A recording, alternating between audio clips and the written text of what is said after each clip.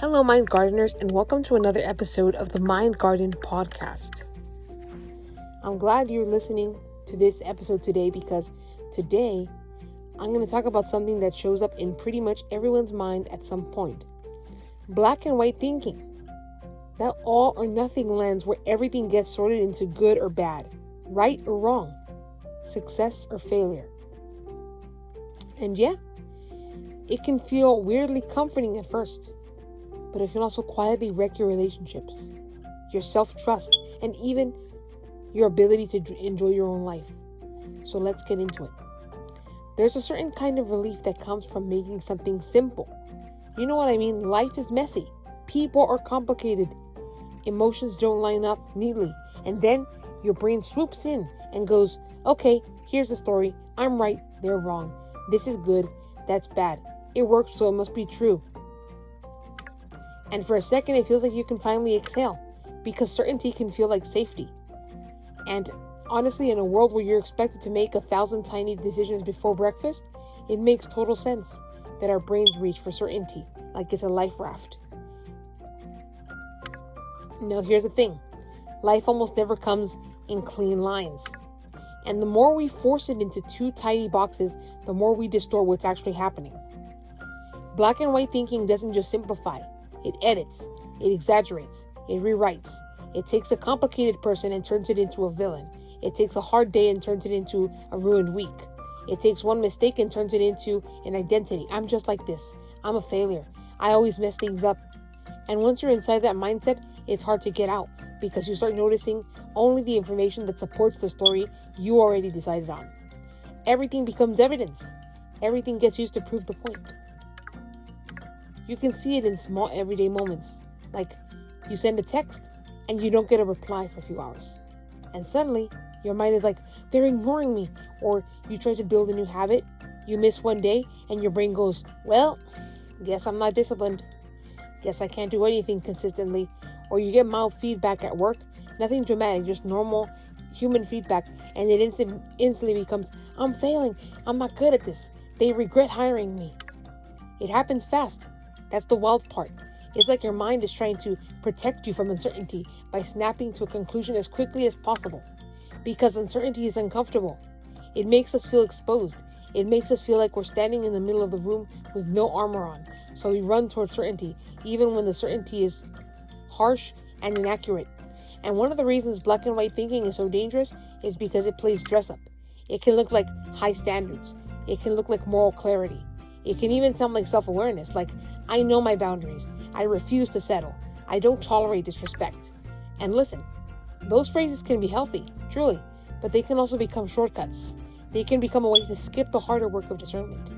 Because real boundaries usually require nuance. Real self-respect often involves uncomfortable conversations, patience, time, and being able to look at someone's intentions alongside their impact. But black and white thinking doesn't want to do all that. It wants the instant verdict. Guilty or innocent. Good or bad. And in relationships, this gets especially destructive because people are inherently inconsistent. That's not a flaw. That's just human. Someone can love you and still disappoint you. They can be generous and still have blind spots. They can be trying their best and still not be right for you. All of that can be true at the same time. But black and white thinking can't hold two truths at once, so it lurches between extremes. One week someone is amazing, the next week they're terrible.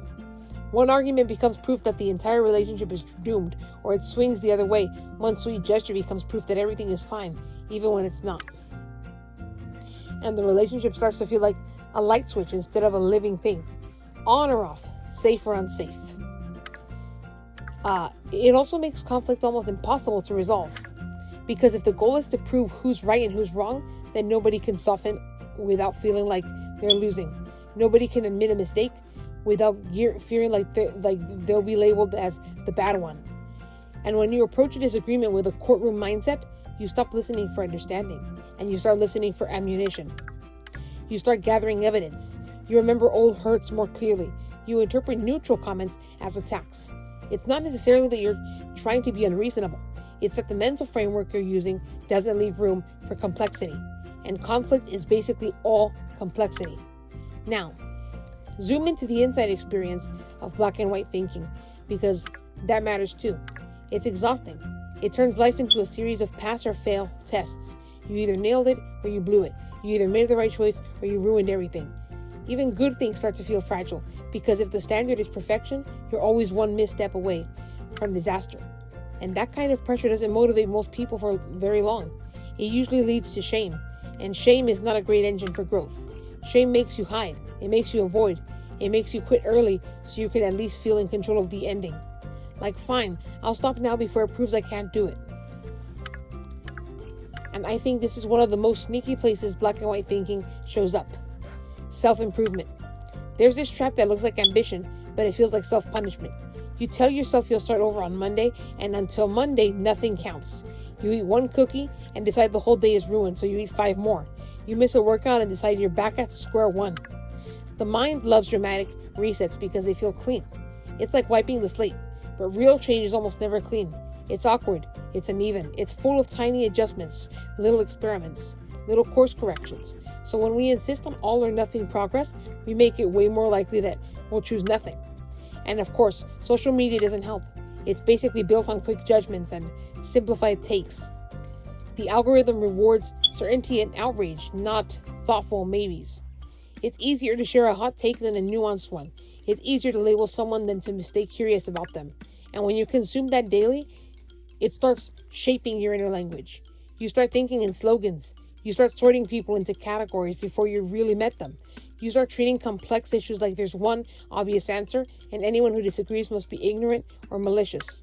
And sure, that can feel satisfying for a moment, but it shrinks your world. It makes it harder to learn, harder to empathize, harder to change your mind without feeling like your identity is under threat.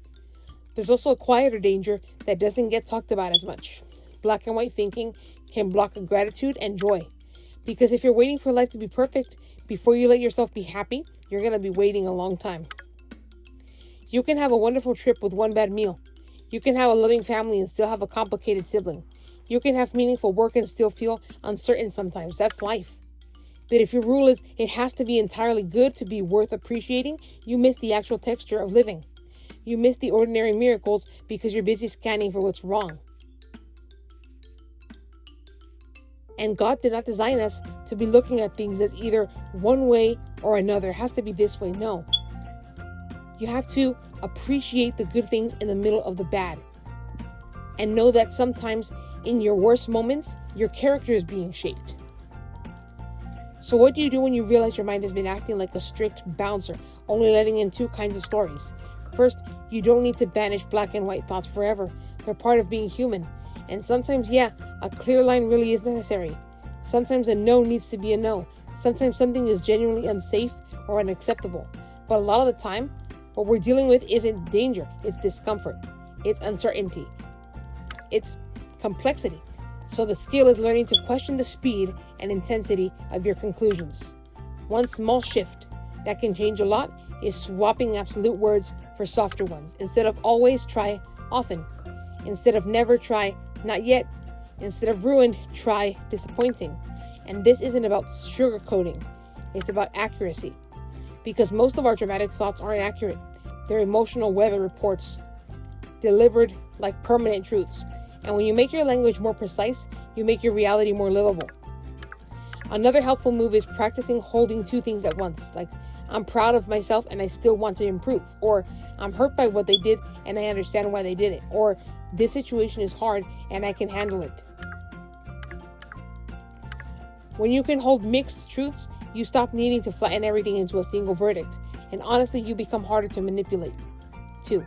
Because you're not as vulnerable to narratives that demand total allegiance or total rejection.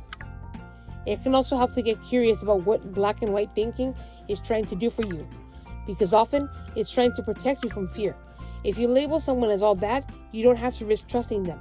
If you label yourself as a failure, you don't have to risk trying again and being disappointed. If you decide a situation is hopeless, you don't have to feel the vulnerability of hope.